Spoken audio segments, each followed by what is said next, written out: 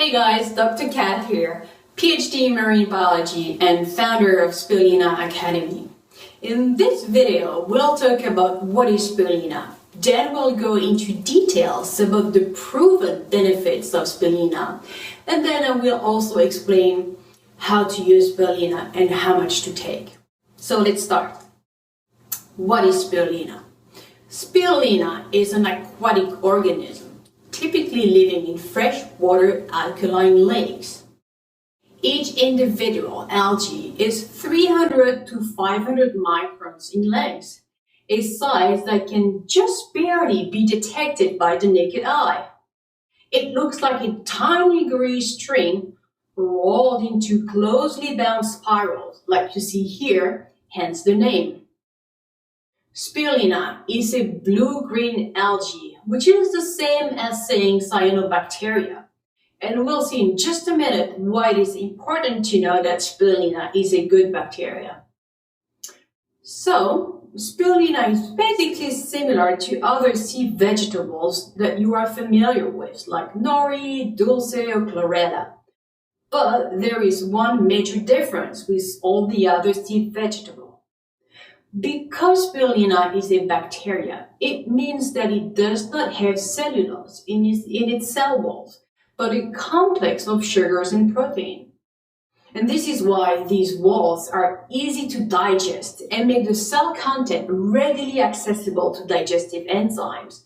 And this is a major advantage when you compare it to other organisms with cellulosic cell walls, like chlorella or yeast. This is the reason why it's very easy to assimilate and the nutrients have such a high bioavailability. Now that you know what spirulina is, what about Spirulina Health Benefits? Spirulina is loaded with nutrients that can have powerful effects on your body and your brain.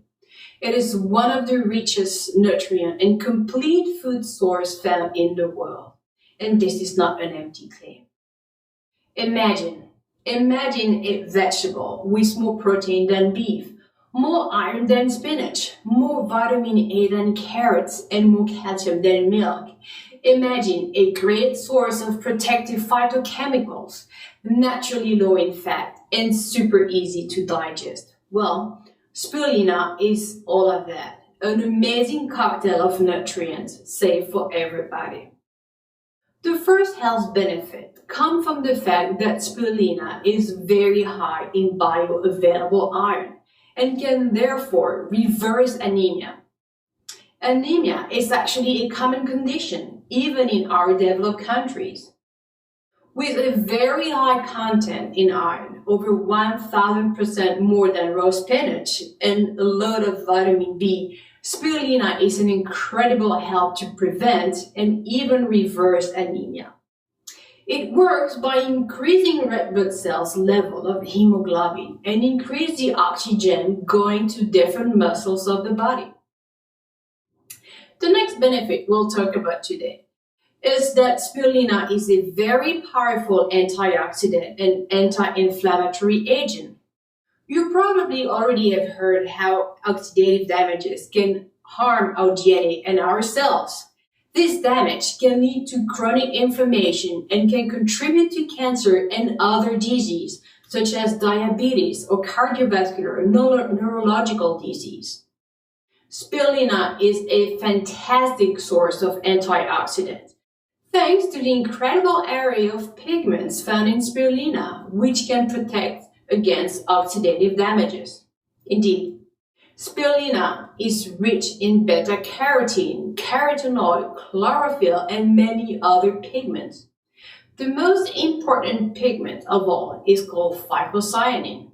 This antioxidant is a pigment unique to spirulina that gives spirulina its distinct blue-green color.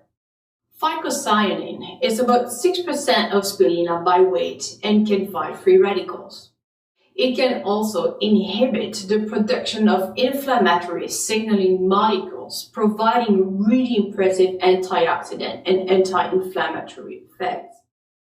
And not only phycocyanin is a powerful antioxidant, it has been shown to support healthy brain functions and help support the immune system. How impressive is that? Another important benefit of spirulina is that it can lower total cholesterol, LDL cholesterol, and triglycerides, while raising HDL cholesterol or the good cholesterol. In a study of 25 people with type 2 diabetes, 2 grams per day of spirulina significantly improved those markers. Another study in people with high cholesterol found that 1 gram of spirulina per day lowered triglyceride by 16% and LDL by 10%. Several other studies have also shown favorable effects, but with a little bit higher dose of 4.5 to 8 grams of spirulina per day. Another great benefit of spirulina is that it has been shown to reduce blood pressure. Indeed, studies have shown that as little as 4.5 grams of spirulina per day was effective to reduce blood pressure in individuals. And this is probably happening due to an increase in the production of nitric oxide, a molecule that helps blood vessels relax and dilate. Spirulina has great anti-inflammatory properties and also boosts the immune system. And these facts give it the ability to be an effective treatment for allergies. Researchers looked at the long-term clinical effects of taking 2 grams of spirulina a day and found that it led to significant reductions in symptoms of nasal allergies for the 6 months duration of the study, with the effect growing stronger over time. So, assuming you are committed to taking it every day, spirulina will help. The next benefit is very important for people suffering of diabetes. Studies have shown that spirulina can significantly lower blood sugar levels. In some cases, it has outperformed popular diabetes drugs, including metformin. In most of the studies, as little as 2 grams per day had significant results. The next benefit we're going to talk about today is one of the main reasons I personally started to take spirulina. Spirulina has been shown to increase muscle strength and endurance. I am an endurance athlete, and spirulina helps me compete better. Indeed, studies have shown that spirulina is reducing exercise-induced oxidative damages, which are the major contributor to muscle fatigue. Other studies have shown that it improves muscle strength and endurance. Okay, the next benefit is a bold claim, but it's not an empty claim. Some evidence suggests that spirulina can have anti-cancer properties. Some research in test animals showed it can reduce cancer occurrence and tumor size. Spirulina has been especially well studied for oral cancer, which is the mouth cancer, but also for precancerous tumors. In the description of this video, I will add the links of the studies I'm referring to, so you can read them and educate yourself about spirulina and its real benefits. In addition to its nutritional benefits, spirulina protects the brain from free radical damages by increasing the activity of 2 enzymes, the catalase and the glutathione peroxidase, in contrast to simple antioxidants, which can only neutralize single free radicals before becoming inactive. These enzymes can continue to neutralize free radicals for as long as they are provided with the proper vitamins and minerals. This makes these enzymes much more powerful than individual antioxidants. And when they are functioning properly, they make the brain much more resistant to aging. Spirulina benefits include protection from Alzheimer's disease by reducing levels of amyloid beta proteins throughout the brain. People with Alzheimer's disease have abnormally high concentration of this protein, which accumulates into plaque and leads to severe memory loss and other problems. Animal subjects that eat spirulina are known to score higher on tests of memory and brain function.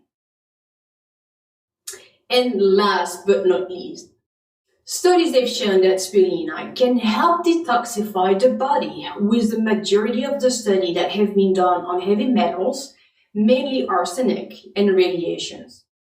Spirulina was actually used to treat children exposed to chronic low levels of radiation after the Chernobyl nuclear disaster. Soviet physicians at the Institute of Radiation Medicine in Minsk administered 5 grams of spirulina daily to some of the radiation-exposed children for 45 consecutive days. They were amazed to see these children show rapid improvements compared to the children who did not receive spirulina. Today, individuals concerned about radioactive fallout in the wake of the Japanese nuclear disaster in Fukushima are using spirulina as one of the strategies available to protect them against the effect of radiation. Okay, so far we talked about what is spirulina and what are the 10 main benefits of eating spirulina. Next, we'll see how much spirulina you should eat and how to use it. So, how much spirulina should you take? One important factor to remember about spirulina is that it will detoxify your body. How? By binding all the toxins in your body and eliminate them through your kidneys by urination. This means that if you've been exposed to a lot of toxins, and you'll be surprised sometimes how much toxins our bodies can accumulate. And if you start a full dose of spirulina, your body might overreact. You might feel nauseous, sweat a lot, and maybe even have some fever. This means that your body is overwhelmed by the work it has to do to get rid of the toxins. So the best is to start slowly. I would recommend to increase gradually and to build up to 10 grams. Take 1 gram the first day, 2 grams the second day, 3 grams the third day, and so on, until you reach 10 grams per day. I personally find that the easiest to incorporate spirulina in my daily life is simply by adding it to my meals. You can sprinkle it on your salads, it adds a great crunch, or add it to your sauces for a cool green color. There are so many healthy and yummy recipes on the web. And don't forget to check out our Spirulina Academy recipe book, with recipes such as spirulina peanut butter cups or spirulina cheesecake, my favorite. And as always, listen to your body. Not everybody reacts the same. If you started slow and it still doesn't feel right, stop. So, when should you avoid to take spirulina? Persons with the rare metabolic condition called phenylketonuria, PKU, or the inability to metabolize the amino acid phenylalanine, should not take spirulina. Simply because spirulina is rich in all amino acids, including phenylalanine. So if you're allergic, don't take spirulina. Also, if you have hemochromatosis or iron overload disease, you should avoid taking spirulina because it is rich in iron. So, to recap, in this video, we've seen what is spirulina, what are the benefits of spirulina, and how to take it. You should see under this video the links to the scientific studies I'm referring to. And if you're watching this video on YouTube, follow the link to see the references on Spirulina Academy website.